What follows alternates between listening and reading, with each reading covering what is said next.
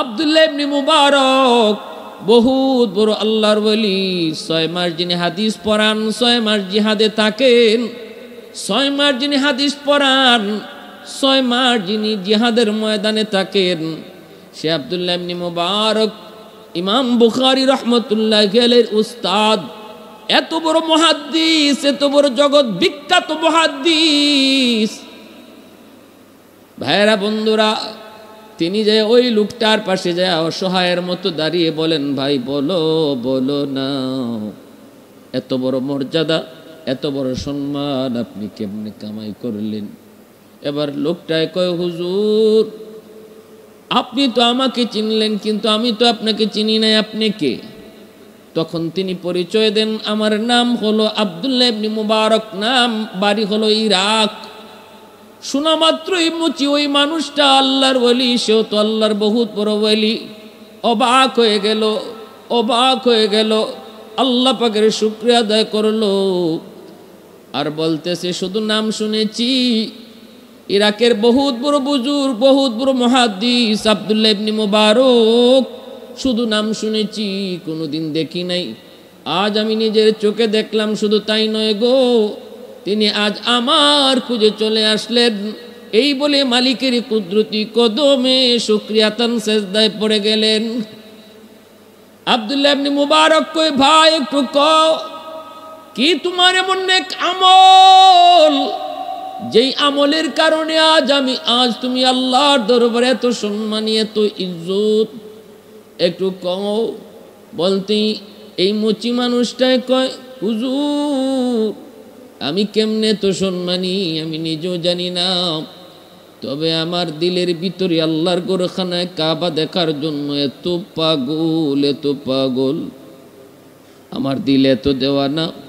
আমি অল্প রুজি করি, কর্ম করি ছোট, আমি যা পাই এর থেকে প্রতিদিন অল্প অল্প করে আমি টাকা জমাই।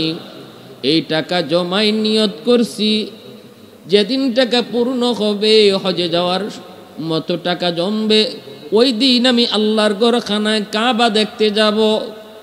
আমার উপরে হজ ফরজ হয় নাই, আমি একজন গরিব মানুষ, কিন্তু এরপরও আল্লাহর ঘরখানায় কাবা, আমার নবীর রওজা শরীফ দেখার জন্য আমি পাগল, আমি বড় দেওয়ানা। যা কামাই প্রতিদিন আমি কিছু টাকা হজের জন্য এক জায়গায় জমা করে রাখি। এভাবে জমাইতে জমাইতে আমার টাকাগুলি অনেক হয়ে গেল।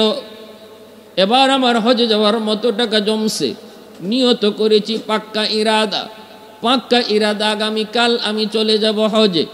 সব কিছু ওকে, সব কিছু ফাইনাল। আগামীকাল আমার হজের উদ্দেশ্যে সফর। ওই অবস্থায় আমার বিবি সাহেব ছিলেন অন্তঃসত্ত্বা, আমার বিবি গর্ভবতী। বিবি আমাকে রাতের বেলা কয়ে, স্বামী গো, ও স্বামী আমি গর্ভবতী, তুমি হজের সফরে থাকতেই হয়তো দুনিয়ায় সন্তান আসবে। জানি না গো স্বামী, আপনি ফিরে আসার পর আপনি আমাকে দুনিয়াতে পান কি পান না আমি জানি না। কারণ প্রসব বেদনা যখন শুরু হয়, কত নারী ওই অবস্থায় দুনিয়া থেকে বিদায় হয়। প্রসব বেদনার কষ্ট আর যন্ত্রণা শুধু ওই নারী জানে, পৃথিবীর আর কেউ বুঝবে না, আর কেউ বুঝবে না। কত নারী, কত মা, কত বোন প্রসব বেদনার সময় সহ্য করতে না পেরে কত নারী দুনিয়া থেকে চিরদিন বিদায় হয়। সন্তান দুনিয়াতে আগমন করে, দুনিয়াতে আইসে দেখি দুঃখিনী মা দুনিয়াতে নাই। এত কষ্ট, এত যন্ত্রণা। এই কষ্ট ওই সময় হয়তো আপনি আবার হজ থেকে আসবেন, আল্লাহ হায়াতে রাখলে হয়তো পাবেন, নয়তো পাবেন না। এজন্য স্বামী গো, আপনার কাছ থেকে আমি মাপ চাই। যদি জীবনে কোনোদিন ভুল করে থাকি মাফ করে দিবেন, আপনি আমাকে মাফ করে যান। আর যদি আমি আপনার হক যথাযথ আদায় করতে পারি নাই গো স্বামী, আপনি আমার উপর কোনো অভিমান রাখেন না, আমার উপর কোনো কষ্ট রাখেন না। স্বামী বিবির হাত ধরে কয়, না গো বিবি, আমি তোমার উপর খুশি, আমি তোমার উপর খুশি। আমাদের দাম্পত্য জীবন ছিল বড় সুখের, বড় আনন্দের। আমার তোমার প্রতি কোনো রাগ নাই, কোনো গুসা নাই, কোনো অভিমান নাই। আমি তোমার উপর চরম থেকে চরম খুশি। বিবি বার কয়, স্বামী গো, ও স্বামী, শেষ বেলা আমার একটা ইচ্ছা পূরণ করবেননি? স্বামী কয়, কি কয়, আমার একটু গোশত খাওয়ার ইচ্ছা হইতেছে, মন চায় একটু গোশত খাবো, আমার একটু গোশত খাওয়াইয়া যাবেননি? হয়তো জানি না এই গোশতই আমার জীবনের শেষ খাওয়া হতে পারে। স্বামী গো, আমার মন চায়, দেখেন একটু গোশত পান কিনা।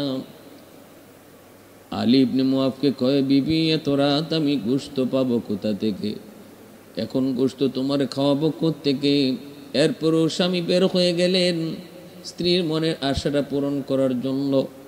পাশের ঘর থেকে গোশতে রান্নার একটু ঘ্রাণ আসতেছে। আলী ইবনে মুআফকে ওই পাশের ঘরে গেলেন, যায় দরজার আড়াল থেকে ডাক দিলেন, আসুনি কেউ ঘরে? একটু তরকারি দেওয়া যাবে নি, কালকে আবার ফেরত দিয়ে দিব। আমার বিবি এখনই এই মুহূর্তে একটু গোশত খাইতে চায়, যদি আমাকে একটু করজ দেন না, আমি আগামী কাল হয়তো আবার ফেরত দিয়ে দেব। ভিতর থেকে একজন মহিলা আওয়াজ দিয়া কয়, আলী, ও আলী, এই গোশতটা শুধু আমাদের জন্যই হালাল, এই গোশতটা তোমার জন্য হালাল নয়। এই গোশতটা শুধু আমার জন্য, আমার পরিবার, আমার বাচ্চাগুলির জন্য হালাল, তোমার জন্য সেটা হালাল নয়, সেটা হারাম। আলী কয়, এটা কেমন কথা? শরীয়তের কোনো বিধিবিধান কারো জন্য হালাল, কারো জন্য হারাম নয় গো। শরীয়তের বিধান সবার জন্য সমান। ধনীর জন্য যেটা হালাল, গরিবের জন্য সেটা হালাল। ধনীর জন্য যেটা হারাম, গরিবের জন্য সেটা হারাম। পুরুষের জন্য যেটা হালাল, নারীর জন্য সেটা হালাল। পুরুষের জন্য যেটা হারাম, নারীর জন্য হারাম। শরীয়তের বিধিবিধান আল্লাহ পাক ধার্য করে দিয়েছে। এখানে ধনী গরিবের কোনো প্রশ্ন নাই, এখানে ধনী গরিবের কোনো প্রশ্ন নাই। কিন্তু মহিলা ভিতর থেকে কয়, না রে আলী, এটা এমন এক বিধান, যে বিধানটা আল্লাহ শুধু গরিবের জন্যই, আমার মতো যারা, তাদের জন্য আল্লাহ বৈধ করেছে, আর কারো জন্য এটা বৈধ না। কেমনে একটু বুঝায় কো? মহিলা এবার চোখের পানি ফেলায় কয়, আলী, আমার স্বামী দুনিয়াতে নাই, আমার 3টা এতিম বাচ্চা আছে। আজ 3 দিন যাবত আমার ঘরে খানা নাই। আমার বাচ্চাগুলি একদম কান্না করে করে ক্ষুধার যন্ত্রণায় বেহুশ হয়ে গেছে রে আলী। আমি একজন মা, চোখের সামনে সন্তান না খায়া মারা যায়, জান যায় কেমনে সেটা সইতে পারি নাই। আমি বের হয়ে গেছি পাগলের মতো, কোথায় কি পাওয়া যায়। খুঁজতে খুঁজতে যে একটা মরা গরু পেয়েছি। আমি চিন্তা করে দেখলাম, এটা তো মরা গরু, খাওয়া হারাম। কিন্তু শরীয়তের মাসালা এটা আমার জানা ছিল। জান বাঁচানোর জন্য, ক্ষুধার যন্ত্রণায় যদি কেউ মরে যায়, তারে বাঁচানোর জন্য কিছু না পাইলে মরা গরু, মরা জানোয়ারের গোশত তখন তারে খাওয়ানো হালাল। শুধু ওই মানুষটার জন্য হালাল, যেই মানুষটার আর খাওয়ার কিছুই নাই, খাদ্য বলতে কিছুই নাই। আবার জান যায় অবস্থা, ওই অবস্থায় ওই প্রেক্ষাপটে তার জন্যই শুধু এই গোশতটা হালাল। অতএব তুমি যেই রান্নার গোশত ঘ্রাণ পেয়েছো, এটা কোনো জীবিত জন্তু, কোনো পশুর গোশত নয়, এটা হলো একটা মরা জানোয়ারের গোশত। এই গোশতটা আমার এতিম বাচ্চাগুলির জন্যই শুধু বৈধ, তোমার জন্য বৈধ নয়। এই কথাটা শোনা মাত্রই আলী কয়, আমি আর ঠিক থাকতে পারলাম না, চোখ তোরেও ধরে পানি ধরতে লাগলো। হায় রে, আমার ঘরে তো খানা আছে, আমি টাকা দিয়ে হজের উদ্দেশ্যে রওনা দিব, কিন্তু আমার পাশের ঘরে এতিম বাচ্চাগুলি না খায় মরে। আমার উপরে তো হজ ফরজ না, আল্লাহ তো আমার উপরে হজ ফরজ করে নাই। আমি তো নফল হজের জন্য টাকাগুলি খরচ করব, কিন্তু চোখের সামনে পাশের ঘরের বাচ্চাগুলি না খায়া মরবে। কিয়ামতের ময়দানে যদি আল্লাহ আমারে ডাক দিয়ে কয়, আলী এই হজ তো তোমার উপরে ফরজ ছিল না, হজের টাকাগুলি যদি এতিম বাচ্চাগুলিরে দিতা তাহলে তো তারা খায়া বাঁচত। কি জবাব দিব, কি জবাব দিব মালিকের দরবারে? দৌড় দিয়ে আলী চলে আসলেন। আয়েশা থলেতে রাখা হজের যে টাকাগুলি ছিল জমানো, বছরের পর বছর যাবত যেই টাকাগুলি তিনি জমাইছিলেন হজের জন্য, ওই টাকাগুলি নিয়ে এতিম বাচ্চার মার কাছে দিয়ে বলেন, মা গো নেন, এই টাকাগুলি আপনি আপনার সন্তানদেরকে নিয়ে খরচ করেন। আল্লাহর বান্দা আলী ইবনে মুআফকে তিনি আব্দুল্লাহ ইবনে মুবারককে কথাগুলি বলতেছেন আর চোখের পানি জোরে কান্দেন। আব্দুল্লাহ ইবনে মুবারক রহমাতুল্লাহি আলাইহি তিনিও চোখের পানি জোরে কান্দেন। লোকটা কয়, হুজুর ওই রাতে আমি অনেক শান্তি পেলাম টাকাগুলি দেওয়ার পর। আমার এই টাকা পয়সাগুলি তাদেরকে দেওয়ার পর আমি দিলের ভিতরে এমন এক প্রশান্তি পেয়েছি যে প্রশান্তিটা টাকার বিনিময়ে কখনো কেনা যায় না। হুজুর দেওয়ার পর আমি অনেক আনন্দিত হয়েছি। স্বপ্নে ওই রাতে আমি ঘুমাইলাম। ঘুমানোর পরে স্বপ্নে দেখি আমার ঘর পুরা আলোকিত হয়ে গেছে, নূরে নূরান্বিত হয়ে গেছে। হঠাৎ করে আমার ঘরে সূর্য, ঘটনা কি? একটু পরে তাকায় দেখি আর কেউ নন, তিনি রহমতের নবী, মায়ার নবী। পরিচয় দিয়ে কয়, আলী এ আলী আয়, আজ তুই আমার এতিম বাচ্চাগুলির সাথে এমন আচরণ করেছো যে এতিম বাচ্চাগুলির বংশ আমি নবীর বংশ, আমার নবীর বংশের বাচ্চাগুলি এতিমের সাথে এত সুন্দর আচরণ তুমি করেছো। আয় আমার বুকে আয়, আমি নবী মদিনা থেকে তোর সাথে দেখা করার জন্য সিঁড়ি আসলাম। তুই তো যে আমার সঙ্গে দেখা করতি, কিন্তু আমি নবী চলে এসেছি। আর একটা তোর জন্য সুসংবাদ জানাই, তুই হজে যাও নাই, কিন্তু আল্লাহ পাক তোর সুরতে একজন ফেরেশতারে আল্লাহ পাক মক্কা মদিনায় হজ করাইছে। তোর হজটারে আল্লাহ শুধু কবুল করছে তা না রে আলী, তোর উসিলায় এই বছরের 6 লক্ষ হাজির হজ আল্লাহ কবুল করেছে। मैं तालिब मौला हूँ मेरे इश्क निराला,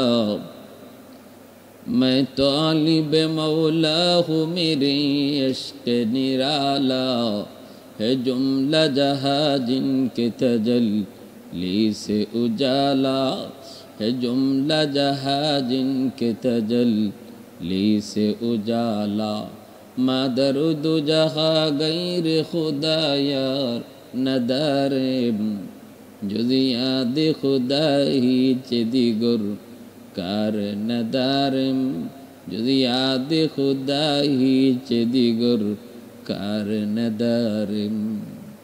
আব্দুল্লাহ ইবনে মুবারক কথাগুলি শুনতেছেন। এইবার আলী কয়, হুজুর স্বপ্নে আমি আল্লাহর নবীর সুসংবাদ পেয়েছি। নবী আমাকে এই কথা শুনাইছেন, বাস্তবে আমি প্রমাণ পেয়েছি। আমার এলাকার হাজিরা হজ থেকে ফিরে আসার পর একজন এসে আমারে কয়, ভাই এরে আলী কোন সময় তুমি হজে গেলাই রে? জানতাম আমরা তুমি হজে গেছো, হজের নিয়ত করেছো, কিন্তু কখন কোন দিন গিয়েছো তা তো জানলাম না। কিন্তু আরাফার মাঠে তোমারে তো আমি দেখেছি, তুমি তো আমার সামনে একবার পড়েছো, আর তো তোমারে দেখি নাই কোথাও। আমি তো অবাক। আর এ কথা আমার বিশ্বাস হয়ে গেছে।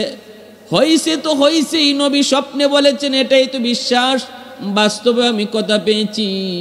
আমি বললাম, বাইরে আমি হজে যাই নাই। কও কি তুমি? আরাফার মাঠে আমরা তোমাকে হজে পেয়েছি, তোমাকে আমি দেখেছি। আরেকজনে কয়, আলী আমি তো তোমাকে আল্লাহর গোরখানায় কাবা হজরে আসওয়াদের পাশে রুকনে ইয়ামিনিতে দেখেছি, তুমি তো আমার আগে তওয়াফ করতেছিলে। আরেকজনে কয়, আলী এ আলী নে একটা থলি নে। কিসের থলি? কয় জানি না। কি কও না? কয় নবীর রওজায় যখন আমরা ঢুকবো তখন তুমি আর আমি একসাথে ঢুকেছি। আল্লাহর নবীরে তুমি সালাম দিয়েছ, এরপরে আমার কাছে এই থলিটা দিয়ে কইছো, দোস্ত থলিটা একটু রাখো, আমি 2 রাকাত নামাজ পড়ি। নামাজ পড়ার পর আর তোমার আমি পাই নাই, এই যে নাও তোমার আমার কাছে দেওয়া থলি। আমি ওই থলি হাতে নিয়ে দেখি পুরো থলিটা স্বর্ণে ভরপুর। সুবহানাল্লাহি ওয়া বিহামদিহি সুবহানাল্লাহিল আযীম। ভাইরা বন্ধুরা জন্য বলি, যুবক একটু দিলটা নরম করে কথাগুলি বোঝার চেষ্টা করো।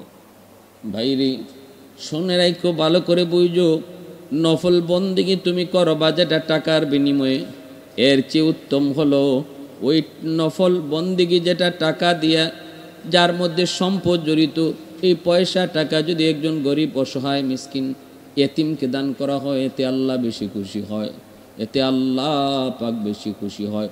কিন্তু হজ যদি তোমার উপরে ফরজ হয়, ফরজ হজ অবশ্যই তোমাকে আদায় করতে হবে।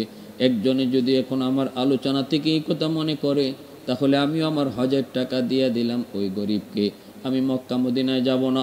হ্যাঁ, সেটা হবে যদি আপনার উপরে হজটা নফল হয়, আপনার উপরে যদি ফরজ না হয়। ফরজ হজ যদি হয়, অবশ্যই হজ আদায় করা লাগবে। যেমনভাবে কোরবানি যদি কারো উপরে ওয়াজিব হয়, কোরবানির টাকাটা যদি গরিবরে দান করে দেয় কারো কোরবানি, তার কোরবানি সেটা আদায় হবে না। ওয়াজিব হয়েছে যার উপর কোরবানি, সে অবশ্যই কোরবানি করতে হবে, তাহলে কোরবানি আদায় হবে। কোরবানির টাকা গরিবকে দান করলে নিজে কোরবানি আদায় হয় না। কিন্তু নফল নফল নফল যদি কেউ নিয়ত করে, এই অবস্থায় যদি সে দেখে না আমি নফল কোরবানি দেব না, বরং আমার পাশে অথবা আমার এলাকার দুর্যোগপূর্ণ এলাকা, বন্যা কবলিত এলাকা, ওই এলাকার মানুষগুলি আমি গরুর গোশত খাবো, কিন্তু ওরা তো আলুর বর্ত পাবে না, এরা তো না খায়া মরতেছে, এমন যদি হয় তাহলে নফল কোরবানির প্রয়োজন নাই। এই কোরবানির টাকাটা ওদেরকে দান করলে আল্লাহ বেশি খুশি হবে। ঠিক তেমনিভাবে প্রতি বৎসর হজ করা ফরজ নয়। যদি নফল 1 বৎসর শুধু হজ ফরজ হয়, বাকি সময় হজটা তার নফল হয়, প্রতি বছর হজ না কইরা যদি সে এই টাকা পয়সা তার অসহায় আত্মীয়র ভিতরে কোনো মিসকিন এতিমকে দান করে, আল্লাহ বেশি খুশি হয়। কারণ মানুষ মানুষের জন্য খেদমতে খালকের দ্বারা আল্লাহ পাওয়া যায়। মানুষের সেবা করার দ্বারা, মানুষের উপকারে, মানুষের বিপদে পাশে থাকার দ্বারা আল্লাহকে খুব দ্রুত খুশি করা যায়। মানুষের মন খুশি হলে আল্লাহর কুদরতে দিল খুশি হয়। এজন্য মনে রাখবেন, ফরজিয়াতের বিধানগুলো একরকম আর নওয়াফিলের বিধানগুলো একরকম। ভাইয়ের আব্দুল্লাহ ইবনে মুবারক জানতেন কোন আল্লাহর ওলি না। আব্দুল্লাহ ইবনে মুবারক রহমতুল্লাহি আলাইহি, তিনার আব্বার নাম ছিল মুবারক করিম। ইনার আব্বু ছিলেন বহুত বড় বুজুর্গ। তিনি যে মালিকের বাগানের চিফ ম্যানেজার ছিলেন মুবারক করিম, আব্দুল্লাহ ইবনে মুবারক রহমতুল্লাহি আলাইহির আব্বা।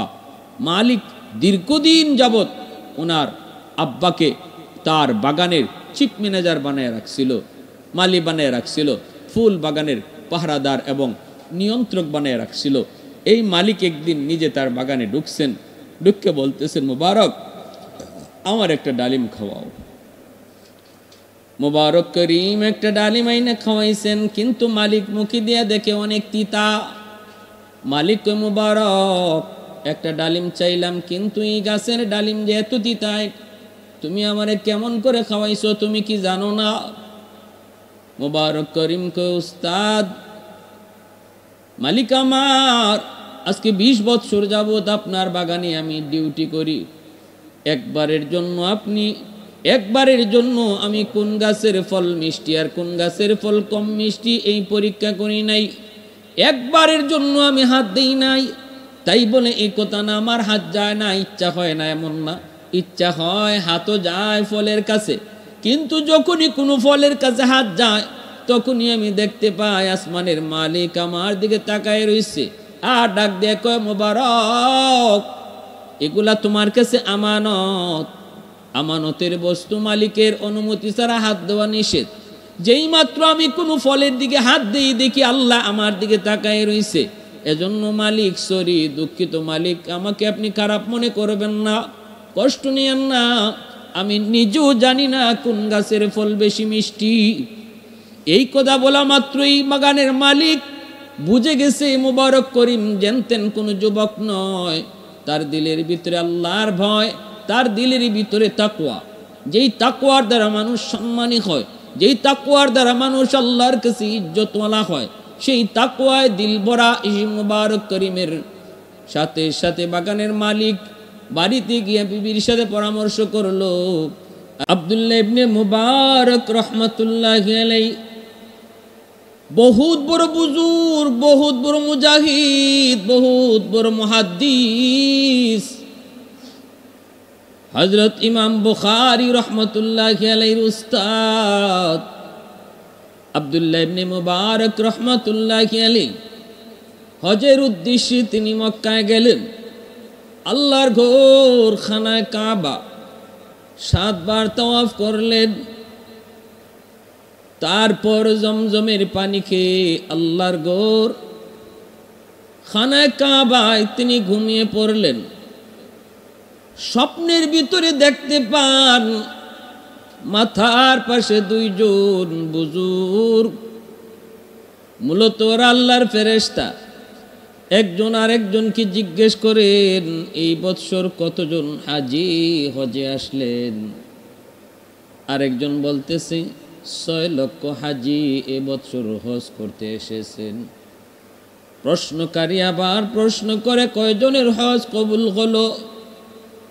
জবাব দেয়, একজনের হয় নাই, কারো হজ কবুল হয় নাই, কিন্তু একজন মুচির উসিলায় আল্লাহ পাক 6 লক্ষ হাজির হজকে আল্লাহ কবুল করেছেন। আব্দুল্লাহ ইবনে মুবারক স্বপ্নের ভিতরে তিনি কথাগুলি শুনেন। অন্যজন জিজ্ঞেস করে, কও কি তুমি একজন মুচির উসিলায় আল্লাহ পাক এই বছর আগত হয় হাজিদের 6 লক্ষ হাজির হজ কবুল করলেন, এটা কেমন করে সম্ভব? জবাব দেয়, শুধু আশ্চর্যের বিষয় নয়, এর চেয়ে আরো আশ্চর্যের বিষয় হলো ওই হাজি সাহেব হজ করতেই আসে নাই। সে তার এলাকায়, তার বাড়ি হলো সিরিয়ায় রয়েছে, হজে আসে নাই, অথচ তার হজ কবুল কইরা আল্লাহ পাক তার উসিলায় এই বৎসরের 6 লক্ষ হাজির হজকে আল্লাহ কবুল করে নিয়েছেন। আব্দুল্লাহ ইবনে মুবারক রহমাতুল্লাহি আলাইহি তিনি লোকটার নাম স্বপ্ন যুগে তিনি পাইলেন। প্রশ্নকারী আবার প্রশ্ন করে, লোকটার নাম কি? নাম হলো আলী ইবনে মুআফকে। সে একজন মুচি মানুষ, মানুষের জুতা সেলাই করে। পেশাটাও এত মূল্যবান কোনো পেশা নয়, কিন্তু আল্লাহর কাছে এত দাম, তার এত দাম। বাড়ি হলো সিরিয়ায়, নাম হলো আলী ইবনে মুআফকে। আব্দুল্লাহ ইবনে মুবারক রহমাতুল্লাহি আলাইহি অবাক তো হলেন। স্বপ্ন ভাঙ্গার পর সঙ্গী সাথী হাজিদেরকে বললেন, দোস্তরা তোমরা হজ শেষে ইরাক চলে যাও। তিনার বাড়ি হলো ইরাক, তিনি ইরাক থেকে কাফেলা নিয়ে হজে এসেছেন। আব্দুল্লাহ ইবনে মুবারক রহমাতুল্লাহি আলাইহি সম্পদশালী, অনেক সম্পদের কোনো অভাব নাই, বাপদাদা থেকে অনেক সম্পদের মালিক। এজন্য প্রতি বৎসর তিনি হজ করতে আসতেন। যদিও প্রতি বৎসর হজ করা ফরজ নয়, জীবনে হজ একবারই ফরজ। একবারের পর যতবার কেউ আসবে প্রতিবারই তার নফল আদায় হবে, নফলের সওয়াব পাবে। বাকি হজ একবারই ফরজ হয়। আব্দুল্লাহ ইবনে মুবারক হজের মৌসুম এলেই তিনি পাগল। কেমন করে তিনি আল্লাহর ঘরখানায় কাবা দেখবেন, কেমন করে আমার নবী, মায়ার নবী রওজার সামনে সালাম দিবেন, এই দেওয়ানা হয়ে যেতেন। দেওয়ানা কাফেলা, অনেক বড় কাফেলা ওনার সাথে হজে আসতো। স্বপ্নে এই কথাগুলি শোনার পর আল্লাহর ওলি সাথীদেরকে বলেন, তোমরা দেশে চলে যাও, আমার একটা জরুরি কাজ, এই জরুরি কাজটা আমি সেরে আসব, আমি যাব সিরিয়ায়। তিনি চলে আসলেন সিরিয়ার সেই আলী ইবনে মুআফকে দেখার জন্য। কি তার এমন নেক আমল, কোন আমলের উসিলায় আল্লাহ পাক রব্বুল আলামিন হজে না যাওয়ার পরও তার হজ কবুল করলেন। আবার শুধু কবুল নয়, তার উসিলায় এই বছরের সকল হাজিদের হজ আল্লাহ কবুল করে নিলেন। এমন একজন আল্লাহর মায়ার মানুষ, আল্লাহ পাকের এমন একজন পেয়ারা বান্দা, যার মর্যাদা আমি আব্দুল্লাহ ইবনে মুবারকের চেয়েও অনেক বেশি। তার সঙ্গে সাক্ষাৎ করা বড় নসিব নসিব। এই চিন্তা করে তিনি সিরিয়ার উদ্দেশ্যে রওনা দেন। শহরে ঢুকলেন, মানুষকে জিজ্ঞেস করেন, আলী ইবনে মুআফকে কেউ চিনো কি? কেউ চেনে না, কেউ চেনে না, চেনার কথাও না। মুচির নাম কি? মুচি মানুষ বা সমাজে কতটাই বার সম্মানী হয়, সমাজের পায় পঞ্চায়েত বিচার বৈঠকে তারে কেই বা ডাকে। আল্লাহর নবীও বলেছেন, আমার উম্মতের ভিতরে এমন বহু কুতুব, এমন বহু আল্লাহর কুতুব থাকবে যাদেরকে মানুষজন মূল্যায়ন করবে না, যাদের মানুষেরা তাকে ভালো পোশাকেও দেখবে না, সমাজে ভালো ভালো অনুষ্ঠানে তাদেরকে দাওয়াতও দেবে না। পোশাক আশাকগুলি হবে গরিবের, কম দামি পোশাক, চেহারায় দারিদ্রতার ছাপ। আল্লাহর নবী বলেন, এমন আমার কিছু উম্মতের ভিতরে কুতুব যুগে যুগে থাকবে, যুগে যুগে তারা থাকবে। আব্দুল্লাহ ইবনে মুবারক রহমতুল্লাহি আলাইহি তিনি মানুষদেরকে জিজ্ঞেস করেন, আলী ইবনে মুআফকে কে কেউ চিনো কি? কেউ বলে না, আমরা তো এমন নামে কাউকে চিনি না, চিনার তো কোথাও না। তিনি এবার মনে মনে ভাবলেন, তাহলে তো লোকটা শহরে নয়, শহরে থাকে না, শহরে থাকলে তো কম বেশি কেউ না কেউ তারে চিনার কথা। গোটা শহর তালাশ করার পর আব্দুল্লাহ ইবনে মুবারক রহমতুল্লাহি আলাইহি তিনি চলে গেলেন গ্রামে। মনে হয় লোকটা গ্রামের বাসিন্দা। গ্রামের বাজারে তিনি যে খুঁজতে লাগলেন, পরিচয় পেয়ে গেলেন। একজনে কইল, এই নামে একজন মুচি আছে। কোথায়? ওই যে তার করে ঘর। আব্দুল্লাহ ইবনে মুবারক তার কাছে আসলেন, আয়েশা তার পরিচয় পেয়ে গেলেন, নাম জিজ্ঞেস করলেন। স্বপ্নে দেখা নাম আর এই নাম বাস্তবে মিলে গেল। পরিচয় শুনলেন, পেশা কি?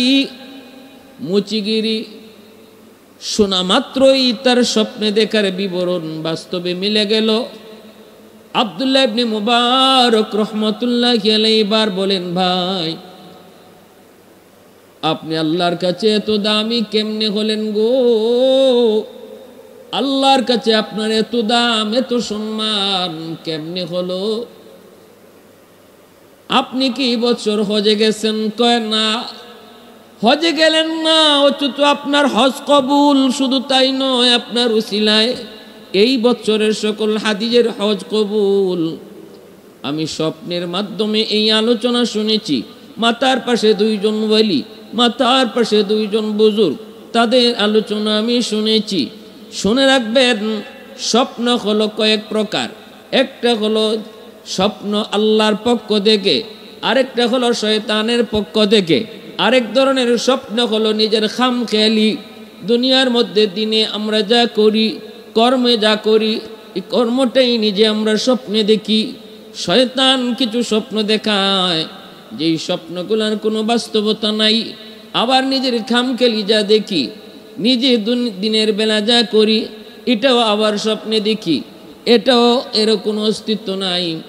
কিন্তু কিছু স্বপ্ন আছে আল্লাহর পক্ষ থেকে। রে যুবক, আল্লাহর পক্ষ থেকে কিছু স্বপ্ন আল্লাহ তার ওলি আল্লাহদেরকে দেখায়, আল্লাহ তার পেয়ারা বান্দাদেরকে দেখায়। নবী পয়গম্বরগণকে আল্লাহ পাক স্বপ্ন দেখায়, যে এই স্বপ্নগুলি আল্লাহর পক্ষ থেকে হয়। নবীদের স্বপ্ন আমার আপনার স্বপ্নের মতো নয়। নবীদের স্বপ্ন হলো ওয়াহি, বাস্তবে আল্লাহর পক্ষ থেকে যা নির্দেশ হয় জিব্রাইল মারফত। স্বপ্ন যুগেও তাদের কাছে ওহী পাঠানো হয়। স্বপ্নে যা দেখেন নবীরা বাস্তবে তা করেন। কারণ এটা আল্লাহর পক্ষ থেকে ওয়াহি। মুবারক করিমের কাছে বিয়ের প্রস্তাব দেওয়া হয়। বিয়ের প্রস্তাব দিলে পরে ইনি কয়, আমি একজন সাধারণ একজন দিনমজুর, আপনার একজন কর্মচারী, আমি কেমন করে এত বড় ইন্ডাস্ট্রির মালিক, এত বড় শিল্পপতির মেয়েকে বিয়ে করব। তখনই বাগানের মালিক কয়, মুবারক, আজ থেকে আমি আমার বাগান সব তোমার মালিক বানিয়ে দিলাম। এখন বলো তোমার সম্পদের কোনো অভাব আছে কিনা? সাথে সাথে বিয়ে হয়ে গেল এবং ওই বাগানের মালিকের আর কোনো সন্তানও ছিল না। ভাইরা বন্ধুরা, এই যে তাকওয়াওয়ালা মুত্তাকি পরহেজগার একজন বাবা এবং দিনদার আল্লাহওয়ালি একজন মা, তাদের গর্ভ থেকেই জগৎ বিখ্যাত মুহাদ্দিস, জগৎ বিখ্যাত মুজাহিদ আব্দুল্লাহ ইবনে মুবারক রহমতুল্লাহি আলাইহি জন্ম হয়েছে। সে আব্দুল্লাহ ইবনে মুবারক রহমতুল্লাহি আলাইহি তিনিও সে রাবিয়া বসরির জমানার একজন বুজুর্গ। আল্লাহর ঘর খানায় কাবার সামনে দাঁড়ায়া আল্লাহর ঘর দেখতেছেন। আব্দুল্লাহ ইবনে মুবারক দেখেন আল্লাহর ঘরের কায়াটা শুধু আছে, রুহ নাই। আল্লাহরে জিজ্ঞেন, আল্লাহ তোমার খানায় কাবার কায়া দেখতেছি, শুধু দেহটা দেখতেছি, রুহ কই? আল্লাহ কয়, আল্লাহ পাক তখন ইলহাম করে, ও আব্দুল্লাহ, আমার একজন পিয়ারা বান্দি আইতেছে বসরা থেকে, যার নাম হলো রাবিয়া বসরি। ওই রাবিয়া বসরির সম্মানে আমার ঘরখানায় কাবা তারে আগায় আনতে চলে গেছে। রাবিয়া বসরি এত সম্মানী, এত ইজ্জত, এত মর্যাদা, এত বড় আল্লাহর ওলিয়া ছিলেন। খানায় কাবা তার দেহটারে জাগাত রাখিয়া রুহটা আগায় গেছে রাবিয়া বসরির আনার জন্য। পিয়ারে হাজিরিন, কি পরিমাণ বুজুর্গ, কত বড় বুজুর্গ, কত বড় আল্লাহর ওলি ছিলেন তারা। আল্লাহ আমাদের সবাইকে আল্লাহর ওলিদের মতো জীবন গড়ার, তাদের মতোই ওলি আল্লাহ হইয়া দুনিয়ার থেকে বিদায় নেওয়ার, তাদের জিন্দিগিকে অনুসরণ করার। আল্লাহকে খুশি যে যত বেশি করব, সে তত বড় আল্লাহর ওলি হইব। আল্লাহকে খুশি করার নামই হলো বিলায়ত। যে আল্লাহরে বেশি খুশি করে সেই আল্লাহর ওলি হয়। আল্লাহর হুকুম মানলে আল্লাহ খুশি, আল্লাহর নিষেধ থেকে বাঁচলেই আল্লাহ খুশি। আমরা সর্বদা আল্লাহর হুকুম মাইনা চলি আর নিষিদ্ধ কাজ থেকে বিরত থাকি। আল্লাহ তৌফিক দান করুন, আমিন।